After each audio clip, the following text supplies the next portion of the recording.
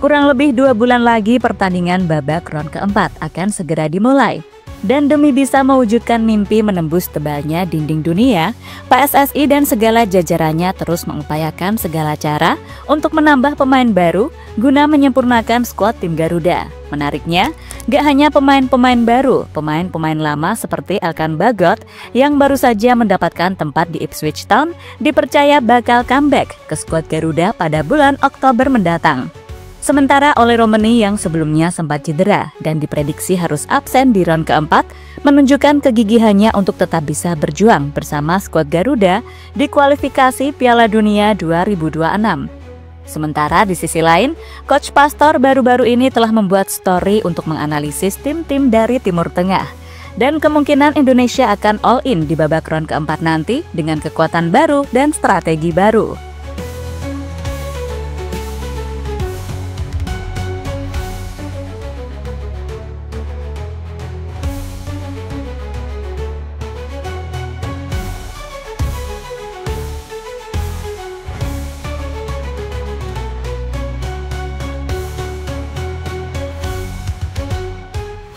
Setelah berjuang di babak round ketiga pada bulan Oktober mendatang, Indonesia akan dihadapkan dengan 2 laga krusial dan tentu saja menguras energi dan pikiran.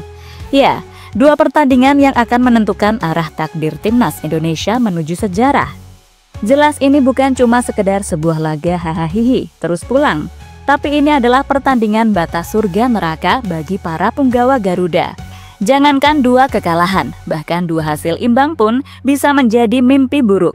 Karena kalau amit-amit itu terjadi, tentu akan sangat bisa menutup peluang bagi timnas Indonesia menembus mimpi ke Piala Dunia.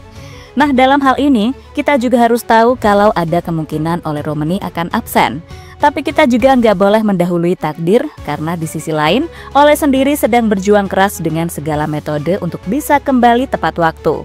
Baginya, meskipun ibaratnya hanya bisa bermain 1 menit pun, maka Oleh akan mengorbankan segalanya di 1 menit itu. Menurut Oleh, Piala Dunia bukan sekedar prestasi dan sejarah, tapi itu adalah mimpi serta harapan bagi semua rakyat Indonesia, khususnya anak-anak.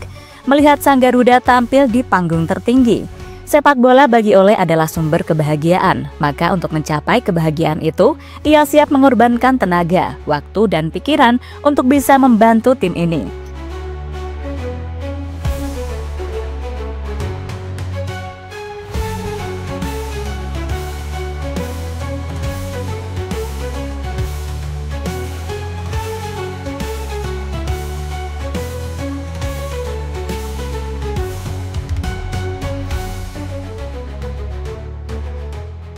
Sementara di sisi lain, Coach Patrick dan Alex Pastor harus mempertimbangkan lagi soal Elkan Bagot, salah satu pemain potensial yang dimiliki oleh timnas Indonesia dengan postur tinggi menjulang serta ketenangannya dalam membaca permainan lawan. Mimin sangat yakin kalau Elkan ini akan memberikan dampak sangat baik bagi lini belakang timnas Indonesia di babak round 4 nanti. Apalagi tim-tim yang bakal kita hadapi adalah Irak dan Arab Saudi yang punya kekuatan dalam duel-duel udara. Sementara di sisi lain, Elkan Bagot baru saja menembus tim utama Ipswich Town usai dirinya masuk dalam skuad untuk mengarungi Championship atau kasta kedua Liga Inggris musim depan. Dan masuknya Elkan Bagot nanti jelas akan membuat Coach Patrick dan Alex Pastor lebih banyak opsi untuk meramu strategi. Karena sebelumnya, Indonesia juga punya back-back yang cukup kompeten seperti Jay Itzas, Rizky Ridho, Justin Hubner, dan juga Kevin Dix.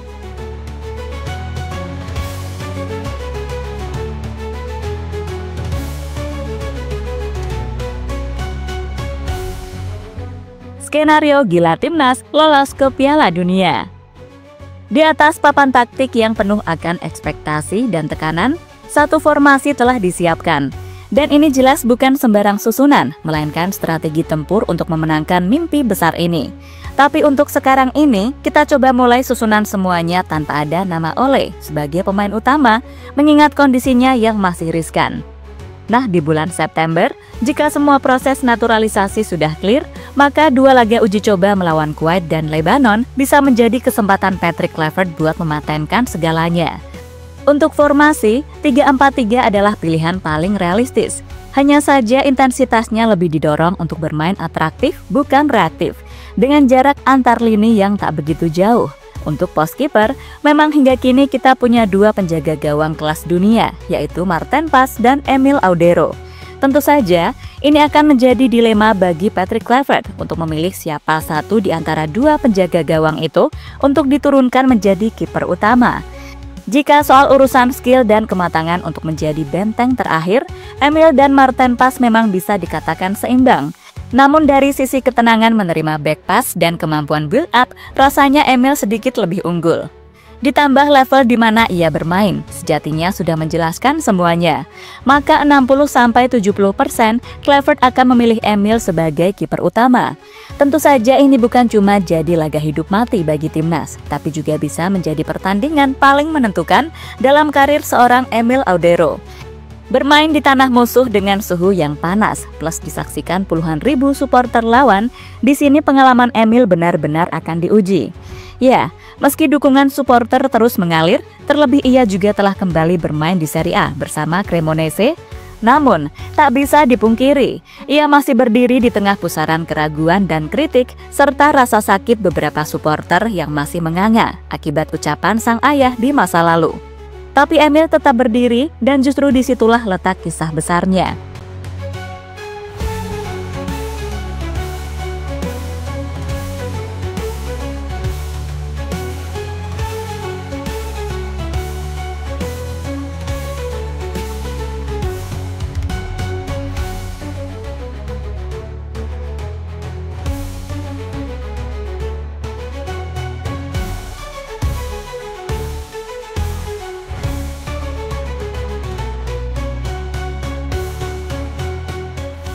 Untuk 3 bek di belakang, rasa-rasanya belum ada alasan pasti untuk merubah pakem J, Ridho, dan Hubner. Walaupun tak menutup kemungkinan, nama-nama seperti Mads Hilgers hingga Elkan Bagot bisa mengisi tempat itu. Jelas dalam hal ini, tim pelatih nggak boleh naif, terutama untuk melihat kelebihan dan kekurangan lawan. Melawan dua tim Timur Tengah dengan gaya bermain direct, tentu kita butuh pemain yang kuat secara fisik. Maka dalam hal ini, mungkin Elkan Bagot bisa menjadi opsi menarik, mengingat Hubner harus diakui punya kelemahan soal duel bola atas. Kemudian jika Mads Hilgers diturunkan, Indonesia nggak boleh bermain menunggu, karena jika itu terjadi, maka 1.000.000% Hilgers akan dianggap dark system lagi, karena cuma dia yang bermain high line. Masuk ke fullback kiri, Kelvin Verdonk adalah nama yang tak terbantahkan, meski di sana ada Dean James yang tampil stabil di Go Ahead Eagles. Lalu Arhan dan Patinama yang oke di Liga Thailand, serta Nathan Choaon yang balik ke Liga Belanda. Kemudian di kanan ada Kevin Dix adalah nama yang tak terbantahkan. Satu-satunya kelemahan Kevin hanya cedera, maka dari itu mudah-mudahan pemain Gladbach itu bisa terus fit sampai perjuangan di titik akhir. Ya, suka nggak suka, saat kita menoleh kedua sisi lapangan, dua sosok inilah yang bisa menjadi pembeda antara kemenangan dan kehancuran. Kombinasi Kevin dan Verdonk tak hanya kuat dalam bertahan, mereka pun juga mampu menyerang, meneror, bahkan menciptakan ruang dan menyuplai peluang. Dan saat terlambat turun, 3 bek sejajar di belakangnya siap menopang dan menutup ruang yang ditinggalkan. Sebuah sistem yang membuat mereka bisa bermain tanpa beban, dan ketika Kevin dan Verdonk bermain tanpa beban, maka bersiaplah itu akan menjadi mimpi buruk bagi lawan. Selanjutnya kita masuk ke dua pemain tengah, Tom Hee dan Joy Palupesi. Adalah dua gelandang terbaik yang kita miliki saat ini. Jika Joy adalah penyeimbang, maka Tom adalah sang kreator. Namun yang perlu jadi catatan, keduanya udah nggak muda lagi, plus kita akan bermain di cuaca yang sangat panas. Terlebih Tom pasti akan terkendala masalah kebugaran. Itulah kenapa pemain seperti Ivar Jenner, Ricky Kambuaya, hingga Beckham Putra harus siap kapanpun dibutuhkan. Tapi jangan lupa, kalau PSSI berhasil menaturalisasi seorang Laurin Ulrich, maka Indonesia akan memiliki gelandang serang yang gak cuma skillful, melainkan juga sangat energik. 6 gol dan 17 assist dari 41 pertandingan di Stuttgart itu adalah sedikit bukti betapa potensialnya pemain 20 tahun yang sekarang dipinjamkan ke FC Magdeburg di Divisi 2 Jerman.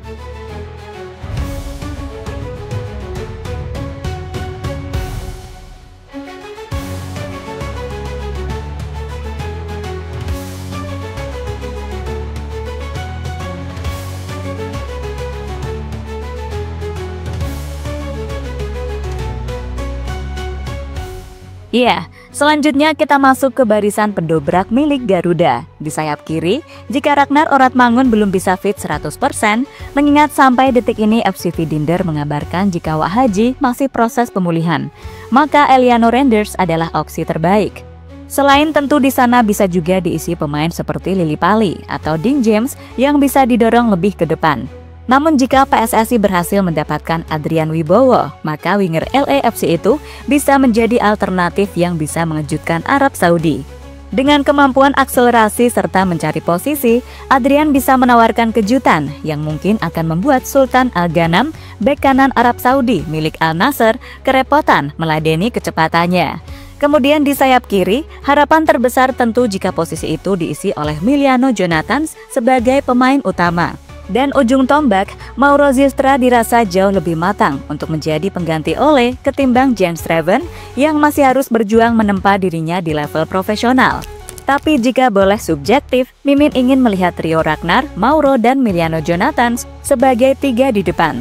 Tiga pemain yang bukan hanya menjadi penyerang, tapi simbol dari karakter baru Timnas Indonesia. Karakter yang tangguh, tak kenal lelah, dan siap bertempur demi peluit pertama hingga detik terakhir. Ketika Timnas diserang habis-habisan, di saat semua pemain dipaksa mundur, Ragnar, Mauro, dan Miliano akan menjadi tiga titik cahaya di ujung terowongan. Saat Timnas tertekan dan bertahan, mereka pun ikut bertahan. Mereka akan menjemput bola dari bawah, menari di antara tekanan lawan, lalu meledak dalam kecepatan yang tak terkejar. Serangan berbahaya Garuda dimulai dari kaki mereka dan berakhir di jantung pertahanan musuh. Ragnar mungkin tak banyak mencetak gol, baru 2 gol dari 10 penampilannya untuk Timnas. Namun nilainya jauh lebih dari sekedar angka. Ia adalah penjaga ritme dan pemicu tekanan. Pejuang tanpa lelah yang mampu menutup celah, menekan lawan, dan kembali menyerang seolah memiliki 5 paru-paru. Ragnar adalah simbol kerja keras dan tak kenal rasa takut, termasuk menggertak balik Al-Bulaihi, bek tengil milik Arab Saudi. Ya, Wak Haji adalah simbol dari Timnas yang tak hanya bermain tapi juga berperang di setiap jengkal lapangan. Namun sepak bola butuh lebih dari sekedar kerja keras karena kembali lagi, Timnas juga butuh finisher berdarah dingin. Maka di saat itu, Mauro akan menjadi central forward atau pemain nomor 9 mengisi lubang dari Ole Romani dan Miliano akan menjadi winger kanan. Ya, jika semua terrealisasi, boleh jadi inilah trio mengejutkan yang akan dihadapi Arab dan Irak.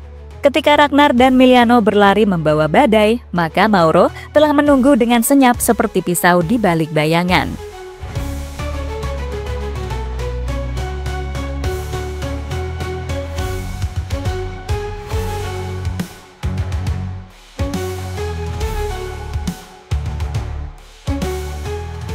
Dan terlepas dari apapun, semoga saja Elkan kali ini mau ya dipanggil oleh Timnas Indonesia.